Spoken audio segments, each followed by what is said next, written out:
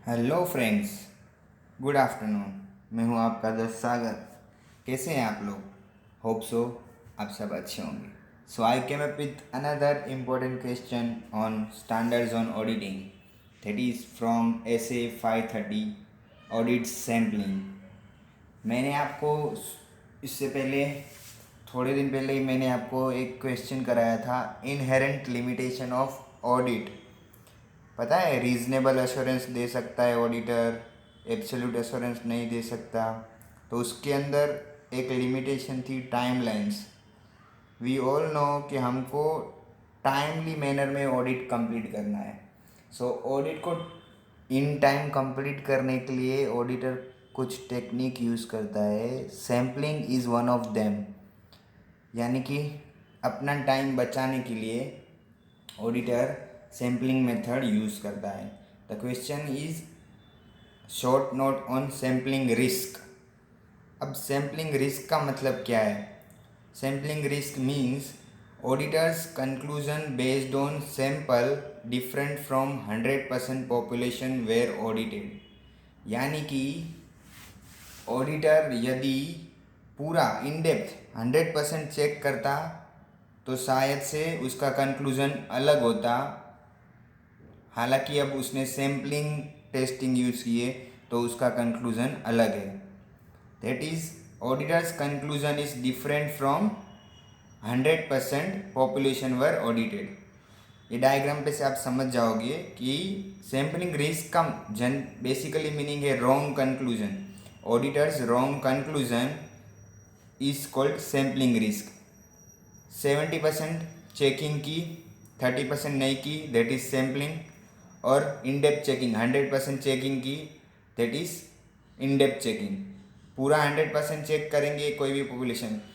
आप समझ लो, अगर महाराष्ट्र में सर्वे हो रहा है कितने लोग वड़ा पाव खाते, और आपने सिर्फ कुछ ही सिटीज़ का सर्वे किया, सपोज 70% सिटी का सर्वे किया, और 30% में या तो कोई भी रीज़न की वजह से आप जा नहीं पाए, यानी कि वहाँ पे ट्रैवलिंग पॉसिबल नहीं थी, या तो फिर आपने इंटरनेट पे से सर्च कर लिया और वो जगह इंटरनेट पे आपको इन्फॉर्मेशन पूरी मिली नहीं, या तो मेरे को सूटेबल नहीं मिला डेटा, उसकी वजह से आपने 70% पूरा चेक किया, बस 30% नहीं किया। मगर आपने जो 70% चेक किया था उसके बेसिस पे ही आपने सोचा कि 30% भी उसके जैसा ही होगा, वैसा करके एक कंक्लूजन फॉर्म कर लिया, और आपने 100% चेकिंग की। सो दोनों में डिफरेंस है। 70% चेकिंग की और 100% पॉपुलेशन के ऊपर कंक्लूजन निकाला, और 100% चेकिंग करके 100% पॉपुलेशन पे कंक्लूजन निकाला। तो दोनों कंक्लूजन डिफरेंट हो सकता है। तो अब हमारा सैम्पलिंग रिस्क का मतलब ही यही है कि रॉन्ग कंक्लूजन, ऑडिटर का कंक्लूजन रॉन्ग जा रहा है। अभी मैंने ये जो चार्ट बनाया है वो समराइज चार्ट है। मैं फिर से बता दूँ, आपको आंसर पूरा लिखना है तो आप आईसीआई का स्टडी मटेरियल रिफ़र कर लीजिए सैम्पलिंग रिस्क के लिए। और उसकी थोड़ी लैंग्वेज आपको नहीं समझेगी, इसलिए मैंने इसको चार्ट में बना के दिया है, बट वो आपको लिखना एग्ज़ाम में वही है, वो लैंग्वेज ही प्रोड्यूस करनी है। सो इसमें दो टाइप के एरर हो सकते हैं। देखो, इधर कंफ्यूज मत होना, टाइप 1 एरर और टाइप 2 एरर नहीं है। टाइप 1 और टाइप 2 एरर ऐसे 402 में आते हैं, वो अलग चीज़ है। मैं यहाँ पे बताना चाहता हूँ कि यहाँ पे दो टाइप का ऑडिटर का कंक्लूजन रॉन्ग हो सकता है वैसा। सो टाइप 1 और टाइप 2। टाइप 1 एरर में क्या है, ऑडिटर पहले अच्छी बातें सोच रहा है, यानी कि वो ऐसा थिंक कर रहा है कि इस कंपनी में कंट्रोल्स अच्छे हैं, मटेरियल मिसस्टेटमेंट नहीं है। कंट्रोल अच्छे हैं, मटेरियल मिसस्टेटमेंट नहीं है, ये उसका इमेजिनेशन है। मगर रियलिटी क्या है, कंट्रोल्स लेस इफेक्टिव यानी कि अच्छे नहीं हैं, और मटेरियल मिसस्टेटमेंट एग्जिस्ट कर रहा है यानी कि मटेरियल मिसस्टेटमेंट है। यानी कि रियलिटी अलग है इमेजिनेशन से, यानी कि अभी उसका कंक्लूजन यहाँ पे रॉन्ग हो गया। तो टाइप 1 एरर बताना चाहता है टेस्ट ऑफ कंट्रोल, मतलब आप जब भी control internal control auditor check कर रहा है तो उसे लगा कि कंट्रोल कंपनी में इफेक्टिव है, और जब वो टेस्ट ऑफ डिटेल यानी सब्सटेंटिव ऑडिट प्रोसीजर अप्लाई कर रहा है तो उससे लगा कि मटेरियल मिसस्टेटमेंट नहीं है। मगर रियलिटी में कंट्रोल इफेक्टिव नहीं है और मटेरियल मिसस्टेटमेंट है। तो इसकी वजह से क्या होगा, अपना जो ऑडिट है उसका इफेक्टिवनेस अफेक्ट होगा, यानी कि ऑडिट इफेक्टिव नहीं होगा। क्योंकि हम लोग तो ये सोच के गए ना कि कंट्रोल अच्छे है, तो हम लोग ज़्यादा ध्यान नहीं देंगे इंटरनल कंट्रोल पे, अच्छे है ऐसा सोचेंगे, तो हमारा ऑडिट इफेक्टिव नहीं होगा। तो effectiveness of audit is affected. और दूसरा क्या होगा, इनअप्रोप्रिएट ऑडिट ओपिनियन, हम लोग गलत ओपिनियन दे देंगे। ओके, दूसरा चार्ट तो इसके कंपैरिजन में और इजी हो जाता है। आपने ये समझ लिया, मतलब अभी आपको ये तो समझेगा ही। टाइप 2 एरर मतलब अब ऑडिटर बुरा सोच के गए हैं, मतलब ऑडिटर ने सोचा कि टेस्ट ऑफ कंट्रोल अच्छे नहीं हैं और टेस्ट ऑफ डिटेल मतलब मटेरियल मिसस्टेटमेंट एग्जिस्ट कर रही है। ये इमेजिनेशन है उसका कि कंट्रोल अच्छे नहीं है और मटेरियल मिसस्टेटमेंट एग्जिस्ट कर रही है, मगर रियलिटी में क्या है, कंट्रोल भाई कंपनी में बहुत अच्छे है और मटेरियल मिसस्टेटमेंट तो नहीं है, मतलब एग्जिस्ट नहीं कर रही है। तो इसकी वजह से क्या होगा, ऑडिटर का कंक्लूजन फिर से रॉन्ग हो जाएगा और उसकी वजह से ऑडिटर का ऑडिट एफिशिएंसी कम हो जाएगा, यानी कि एफिशिएंसी अफेक्ट हो जाएगा। वो ज़्यादा टाइम लगा देगा कंट्रोल में और मटेरियल मिसस्टेटमेंट ढूंढने में, जबकि कम टाइम लगाना चाहिए, क्योंकि कंट्रोल तो इफेक्टिव है और मटेरियल मिसस्टेटमेंट है ही नहीं।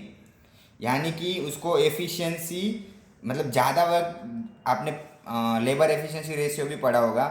लेबर एफिशिएंसी का रेशियो का मतलब ही क्या है, जब भी आप अपना कुछ भी एफिशिएंसी मतलब 100% आप अपना जोर लगा देते हैं और जो आउटपुट निकलता है वो एफिशिएंट आउटपुट है कि नहीं, उसके लिए आपको जो रेशियो बताया जाता है, यानी कि लेबर 100 घंटा काम करके 10 यूनिट बनाता है, मगर वो मशीन ऐसी इफेक्टिव है, मतलब मशीन इफेक्टिव है इसीलिए वो 10 यूनिट बना पाता है। मगर अगर सपोज हम लोग ने ये सोचा कि मशीन इफेक्टिव नहीं है और लेबर से हम लोग ने 100 घंटे की जगह पे 200 घंटा काम करा लिया, तो 200 घंटा काम कराने पे क्या वो सेम प्रोडक्ट मतलब सेम अच्छे यूनिट्स या गुड यूनिट बना पाएगा कि नहीं, तो नहीं बना पाएगा, यानी कि उसकी एफिशिएंसी कम हो जाएगी। That is efficiency. अगर आप कुछ काम जो आपको करना चाहिए कम टाइम में कर देना चाहिए, वो काम में आप ज़्यादा टाइम लगा दोगे तो आपका टाइम भी वेस्ट होगा, और आप जो काम अच्छे तरीके से कम टाइम में कर पाते थे उसको आप ज़्यादा टाइम लगाओगे तो आप काम अच्छा भी नहीं कर पाओगे, यानी कि एफिशिएंसी अफेक्ट हो रही है। और दूसरा, आपका वर्क प्रोसीजर बढ़ जाता है, जैसे कि मैंने बोला कि लेबर को 200 आवर्स वाला 100 आवर्स में 10 यूनिट बना पाता था, लेकिन हमें ऐसा लगा कि मशीन इफेक्टिव वर्क नहीं कर रही है, यानी कि यहाँ पे कंट्रोल की बात कर रहा हूँ मैं, मशीन इफेक्टिव वर्क नहीं कर रही है, 100 आवर्स में 10 प्रोडक्ट कैसे बन सकते हैं, इसीलिए उसने ऐसा बोला कि 200 आवर्स वर्क करो, यानी कि लेबर का वर्क एडिशनल वर्क हो गया, और एडिशनल वर्क करके जो प्रोडक्ट अच्छे बन रहे थे, गुड यूनिट बन रहे थे, वो अच्छे नहीं बने, यानी कि उसकी एफिशिएंसी भी लेबर की अफेक्ट हो रही है, ऑडिट एफिशिएंसी। फिर अब फिर से आपको दिखा देता हूँ। सैम्पलिंग रिस्क में 2 पार्ट है, पहले उसका हम लोग को मीनिंग लिखना है। मीनिंग क्या बोलना चाहता है कि sampling risk means auditors conclusion based on sample different from 100% population were audited. और इसका सिंपल मतलब ये है, यदि मैं पूरा इन डेप्थ 100% चेक करता तो मेरा कंक्लूजन अलग होता, और अभी मैं जो सैम्पलिंग में चेक कर रहा हूँ तो मेरा कंक्लूजन अलग आ रहा है। और यहाँ पे दूसरा जो उसका दूसरा पार्ट है आंसर का ही, तो 2 टाइप के एरर है, यानी कि एरर रेस कंक्लूजन है, 2 टाइप के गलत कंक्लूजन आ सकते हैं। फर्स्ट टाइप जो है वो टाइप 1 है हमारा, उसमें ऑडिटर ऐसा सोच रहा है, मतलब ऑडिटर की थिंकिंग ऐसी है, पहले उसने अच्छा सोच के गया और बोला टेस्ट ऑफ कंट्रोल अच्छे हैं, मटेरियल मिसस्टेटमेंट नहीं है, ये उसका इमेजिनेशन था। टेस्ट ऑफ कंट्रोल अच्छे हैं, मटेरियल मिसस्टेटमेंट नहीं है, लेकिन रियलिटी उससे अलग है। देखो मैंने ऐसा क्यों बनाया है, आईने की तरह उल्टा सुल्टा। रियलिटी इससे अलग है इमेजिनेशन से, कि कंट्रोल भाई इफेक्टिव नहीं है और मटेरियल मिसस्टेटमेंट है। इसकी वजह से क्या होगा, तो इसकी वजह से ऑडिट इफेक्टिवनेस अफेक्ट होगी और ऑडिटर इनएप्रोप्रिएट ओपिनियन दे सकता है। अभी दूसरी ओर जाते, दूसरा है टाइप 2 एरर लेस कंक्लूजन। अभी एररलेस कंक्लूजन में दूसरा है, ऑडिटर बुरा सोच रहा है, बुरा सोच के गया कि भाई कंट्रोल अच्छे नहीं है और मटेरियल मिसस्टेटमेंट है, मगर ये तो उसका इमेजिनेशन था। रियलिटी कुछ और बोल रही है। रियलिटी बोल रही है कंट्रोल तो अच्छे हैं, मटेरियल मिसस्टेटमेंट नहीं है। तो इसकी वजह से क्या होगा, ऑडिट की एफिशिएंसी अफेक्ट होगी और एडिशनल वर्क करना पड़ेगा ऑडिटर को। Please note this.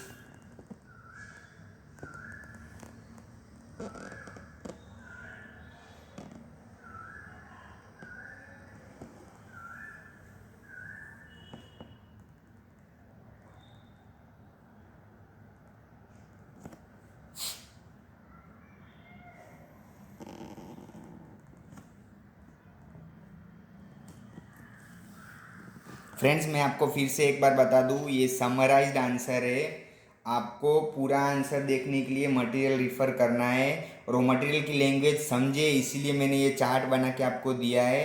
बाकी आपको एग्ज़ाम में वो जो लैंग्वेज है वही प्रोड्यूस करनी है, तभी आपको पूरे मार्क्स मिलेंगे। और ये क्वेश्चन 4 मार्क के लिए आता है, तो 4 मार्क के लिए 4 या 5 पॉइंट में डिवाइड कर देने का आंसर को। पहले उसका मीनिंग लिख लो, उसके बाद मीनिंग के बाद अगर चाहिए तो जैसे डायग्राम फॉर्म में लिखते हो तो डायग्राम छोटे से बना लो, टाइप 1 और टाइप 2 ऐसे 2 एरर करके, और फिर एरर के बाद फिर ABCD ऐसा 4 पॉइंट बना के लिख दो, 1 2 3 4। या तो फिर वैसे तो एग्ज़ाम में ये मतलब स्टडी मटेरियल में जैसे आंसर दिया है, ये एक पैराग्राफ में और ये एक पैराग्राफ में, उससे कोई फ़र्क नहीं पड़ेगा। आप सिर्फ जितना कंटेंट है उतना लिखोगे तो चलेगा, आपको पूरे मार्क्स मिलेंगे। लेकिन उसका लैंग्वेज एक बार देख लेना, ये थोड़ा ऐसा डिफ़िकल्ट है। पता नहीं स्टूडेंट को डिफ़िकल्ट लग रहा है, लेकिन मैंने एक्सप्लेन किया तो मुझे तो ईजी ही लग रहा है।